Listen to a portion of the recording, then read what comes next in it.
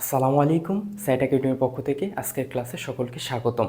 আজকে আমরা যে প্রশ্নটার সমাধান দেখব সেটা হচ্ছে যে নিচের কোন হিসাবগুলো স্বাভাবিক জ্যার ডেবিট হয়। এখানে বলতেছে স্বাভাবিক জ্যার ডেবিট হয়।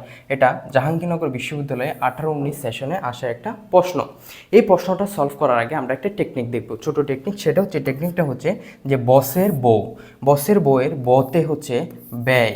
প্রিয় শিক্ষার্থীবৃন্দ, বতে ব্যয় দন্তাস হতে বোঝায় সম্পদ, দন্তাস হতে বোঝায় সম্পদ, আর বউয়ের রসু হতে বোঝায় উত্তোলন।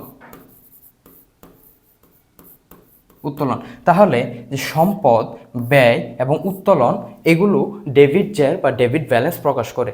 চলেন আমরা দেখি কোথায় সম্পদ, ব্যয় এবং উত্তোলন আছে। তে ক নাম্বারে সম্পদ আছে, ব্যয় আছে, কিন্তু মালিকের মূলধন তো এটা ক্রেডিট জ্যার প্রকাশ করে। এটা তো ক্রেডিট জ্যার প্রকাশ করে, এটা তো ডেবিট জ্যার বলে, ডেবিট জ্যার প্রকাশ করে না। আমাকে বলছে ডেবিট জ্যার প্রকাশ করে, তাহলে এটা হবে না। দ্বিতীয়টা হচ্ছে সম্পদ, ব্যয় এবং আয়।